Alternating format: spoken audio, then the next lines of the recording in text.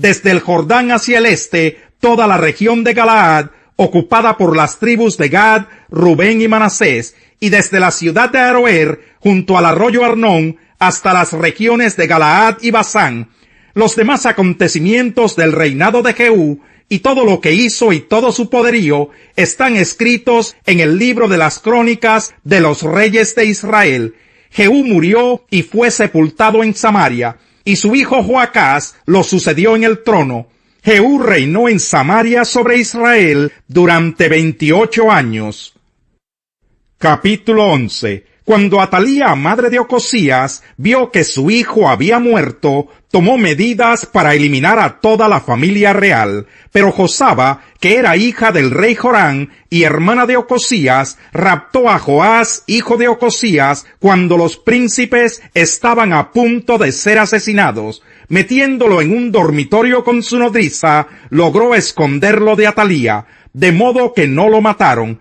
6 años estuvo Joás escondido con su nodriza en el templo del Señor, mientras Atalía reinaba en el país. En el 7º año, el sacerdote Joyadá mandó llamar a los capitanes, a los quereteos y a los guardias, para que se presentaran ante él en el templo del Señor. Allí en el templo hizo un pacto con ellos, y les tomó juramento. Luego les mostró al hijo del rey, y les dio estas órdenes: hagan lo siguiente: 1/3 parte de los que están de servicio el sábado vigilará el palacio real, otra 1/3 parte la puerta de sur, y la otra 1/3 parte la puerta detrás del cuartel. Harán la guardia del templo por turnos. Los 2 grupos que están libres el sábado protegerán al rey en el templo del Señor. Arma en mano, rodeen por completo al rey. Y si alguien se atreve a penetrar las filas, mátenlo. No dejen solo al rey, vaya donde vaya. Los capitanes cumplieron con todo lo que el sacerdote Joyadá les había ordenado. Cada uno reunió a sus hombres, tanto a los que estaban de servicio el sábado, como a los que estaban libres, y se presentaron ante Joyadá. Este repartió entre los capitanes las lanzas y los escudos del rey David, que estaban guardados en el templo del Señor. Arma en mano, los guardias tomaron sus puestos alrededor del rey, cerca del altar y desde el lado sur hasta el lado norte del templo. Entonces Joyadá sacó al hijo del rey, le puso la corona y le entregó una copia del pacto. Luego lo ungieron y todos aplaudieron gritando: ¡Viva el rey! Cuando Atalía oyó la gritería de los guardias y de la tropa, fue al templo del Señor, donde estaba la gente. Al ver que el rey estaba de pie junto a la columna, como era la costumbre, y que los capitanes y músicos estaban a su lado, y que toda la gente tocaba alegre las trompetas, Atalía se rasgó las vestiduras y gritó: ¡Traición! ¡Traición! Entonces el sacerdote Joyadá, como no quería que la mataran en el templo del Señor, ordenó a los capitanes que estaban al mando de las fuerzas: sáquenla de entre las filas, y si alguien se pone de su lado, mátenlo a filo de espada. Así que la apresaron y la llevaron al palacio por la puerta de la caballería, y allí la mataron. Luego Joyadá hizo un pacto entre el Señor, el rey y la gente, para que fueran el pueblo del Señor. También hizo un pacto entre el rey y el pueblo. Entonces toda la gente fue al templo de Baal y lo derribó. Destruyeron los altares y los ídolos, y enfrente de los altares degollaron a Matán, sacerdote de Baal. El sacerdote Joyadá apostó guardias en el templo del Señor, y acompañado de los capitanes y de los quereteos, los guardias y todo el pueblo, llevó al rey desde el templo del Señor hasta el palacio real. Entraron juntos por la puerta del cuartel, y Joás se sentó en el trono real. Todo el pueblo estaba alegre y tranquila la ciudad, pues habían matado a Atalía a filo de espada en el palacio. Joás tenía 7 años cuando ascendió al trono. Capítulo 12. En el año 7º del reinado de Jehú, Joás comenzó a reinar, y reinó en Jerusalén 40 años. Su madre era Sibia, oriunda de Berseba. Joás hizo durante toda su vida lo que agrada al Señor, pues siguió las enseñanzas del sacerdote Joiada. Sin embargo, no se quitaron los altares paganos, sino que el pueblo continuó ofreciendo sacrificios y quemando incienso en ellos. Un día Joás ordenó a los sacerdotes: recojan todo el dinero que cada persona traiga al templo del Señor como ofrenda sagrada, incluso el impuesto del censo, el dinero de votos personales y todas las ofrendas voluntarias. Cada sacerdote debe tomar el dinero de manos de su propio tesorero y usarlo para restaurar el templo y reparar todo lo que esté dañado.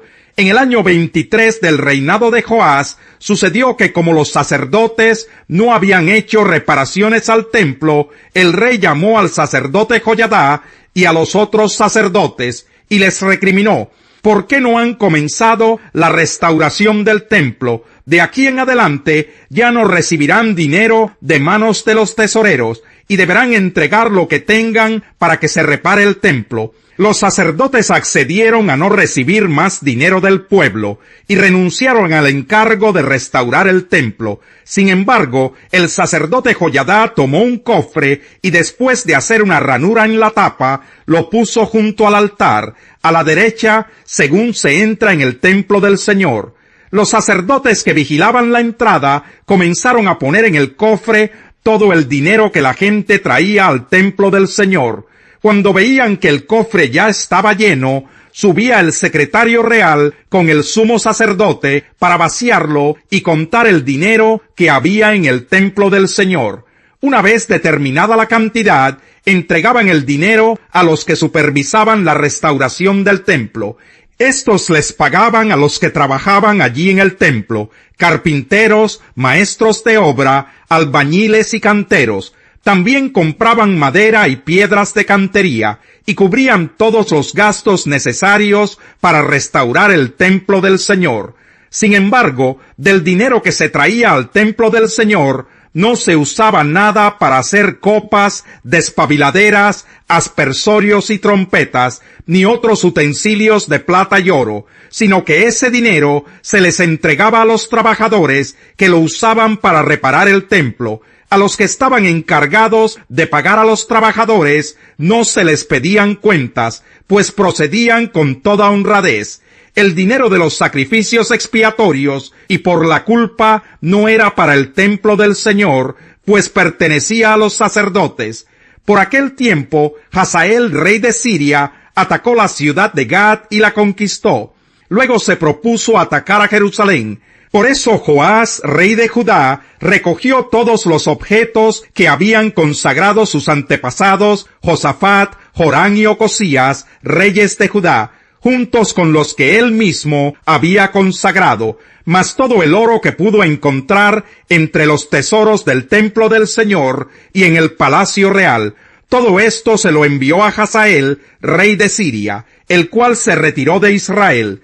Los demás acontecimientos del reinado de Joás y todo lo que hizo están escritos en el libro de las crónicas de los reyes de Israel. Sus propios ministros conspiraron contra él y lo asesinaron en Bet-Miló, camino a Sila. Quienes lo atacaron fueron Josacar, hijo de Simat, y Josabad, hijo de Semer. Así murió Joás y fue sepultado con sus antepasados en la ciudad de David, y su hijo Amasías lo sucedió en el trono. Capítulo 18. Después de esto, Pablo se marchó de Atenas y se fue a Corinto. Allí se encontró con un judío llamado Aquila, natural del Ponto, y con su esposa Priscila.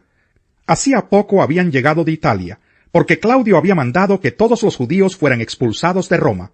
Pablo fue a verlos, y como hacía tiendas de campaña al igual que ellos, se quedó para que trabajaran juntos. Todos los sábados discutía en la sinagoga tratando de persuadir a judíos y a griegos. Cuando Silas y Timoteo llegaron de Macedonia, Pablo se dedicó exclusivamente a la predicación, testificándoles a los judíos que Jesús era el Mesías. Pero cuando los judíos se opusieron a Pablo y lo insultaron, éste se sacudió la ropa en señal de protesta y les dijo: «Caiga la sangre de ustedes sobre su propia cabeza. Estoy libre de responsabilidad. De ahora en adelante me dirigiré a los gentiles».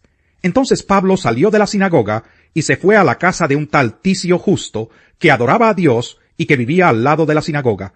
Crispo, el jefe de la sinagoga, creyó en el Señor con toda su familia. También creyeron y fueron bautizados muchos de los corintios que oyeron a Pablo.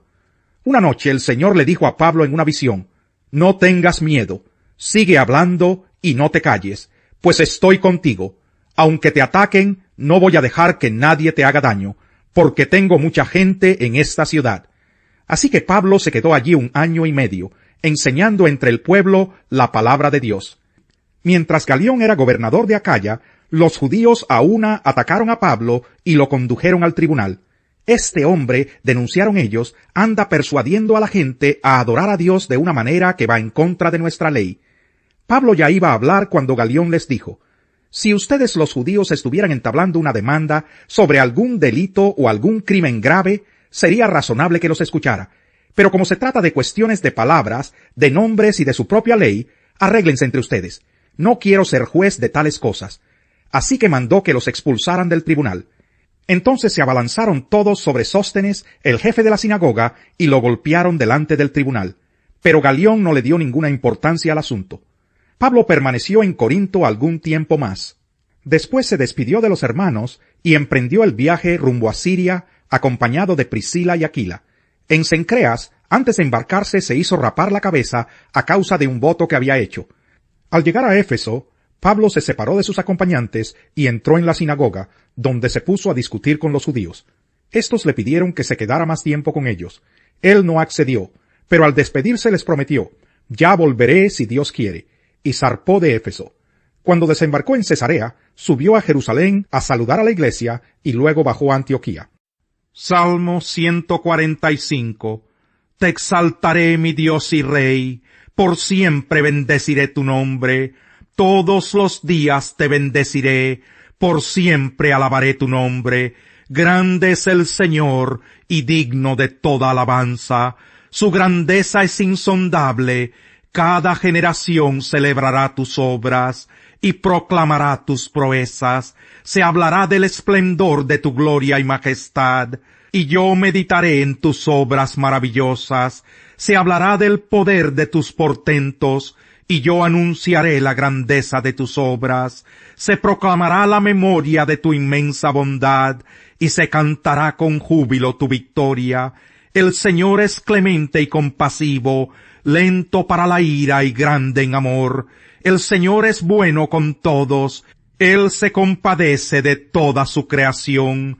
Que te alaben, Señor, todas tus obras, que te bendigan tus fieles, que hablen de la gloria de tu reino, que proclamen tus proezas, para que todo el mundo conozca tus proezas, y la gloria y esplendor de tu reino. Tu reino es un reino eterno, tu dominio permanece por todas las edades. Fiel es el Señor a su palabra, y bondadoso en todas sus obras. El Señor levanta a los caídos, y sostiene a los agobiados. Los ojos de todos se posan en ti, y a su tiempo les das su alimento. Abres la mano, y sacias con tus favores a todo ser viviente. El Señor es justo en todos sus caminos, y bondadoso en todas sus obras. El Señor está cerca de quienes lo invocan en verdad. Cumple los deseos de quienes le temen, atiende a su clamor y los salva. El Señor cuida a todos los que lo aman, pero aniquilará a todos los impíos. Prorrumpa mi boca en alabanzas al Señor, alabe todo el mundo su santo nombre, por siempre y para siempre. Capítulo 18. El egoísta busca su propio bien, contra todo sano juicio se rebela.